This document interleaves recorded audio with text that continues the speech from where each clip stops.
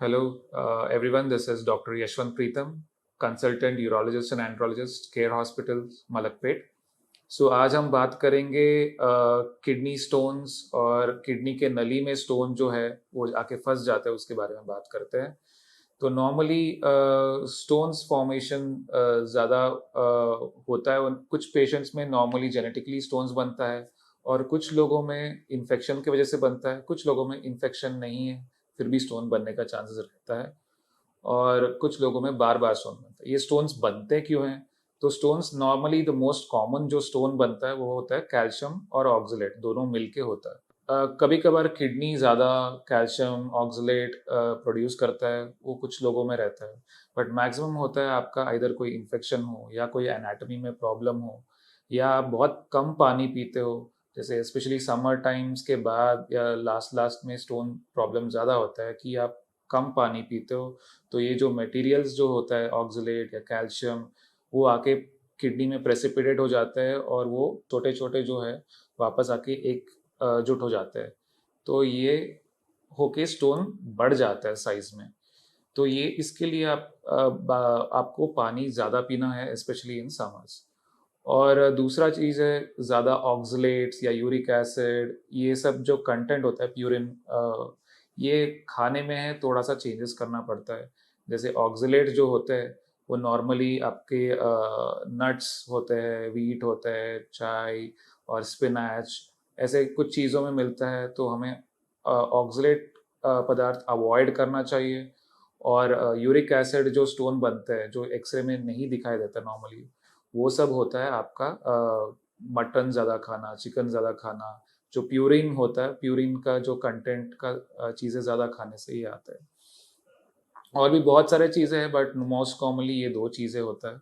Avoid कैसे करें? जैसे अभी बोले कि पानी ज़्यादा पीना है।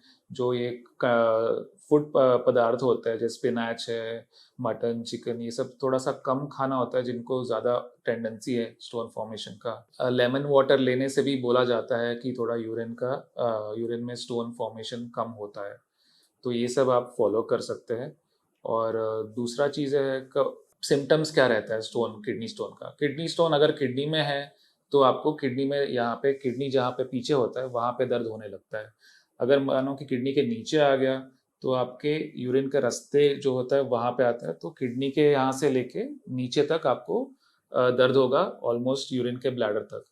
तो ये अगर वैसे आता है तो वो किडनी के पाइप जो होता है नीचे, यूरिन का नली उसमें फंसा रहता है, यूरेटर में।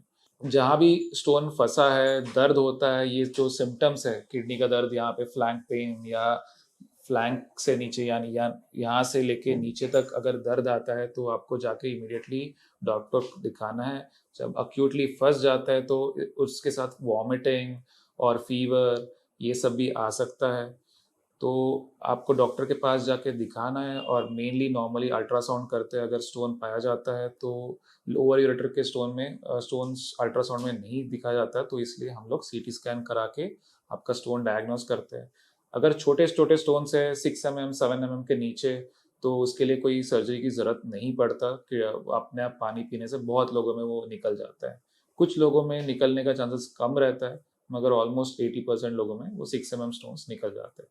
6 mm से ऊपर जो स्टोन्स है 6 mm to 8 mm, तो अराउंड 50-55% चांस रहता है अपने आप स्टोन निकलने का। और अगर 8 या 1 सेंटीमीटर के बहुत कम लोगों में निकलता है, यूजुअली नहीं निकलता है, उसके लिए सर्जरी की कोई ना कोई सर्जरीज की ज़रूरत पड़ सकता है। और आजकल सर्जरीज जो भी होते हैं वो नॉर्मली इंसिशन देके नहीं होता है। मैक्स टू मैक्स जो इंसिशन हम लेते हैं वो एक छोटा सा इंसिशन होता है। इवन आपका स्टोन 2 सेंटीमीटर हो, 3 सेंटीमीटर भी हो, कि सारे आजकल एंडोस्कोपिक मेथड से हो जाता है।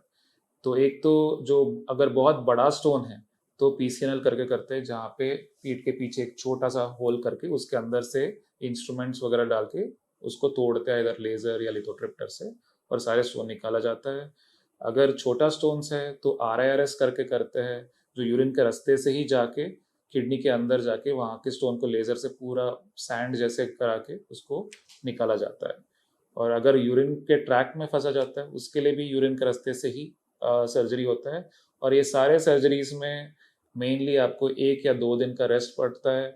और आरआईआरएस जैसे सर्जरी में तो आपको ऑलमोस्ट ब्लडलेस और इंसिशन लेस रहता है, तो आपको आराम से नेक्स्ट डे ही आप काम में ज्वाइन कर सकते हैं।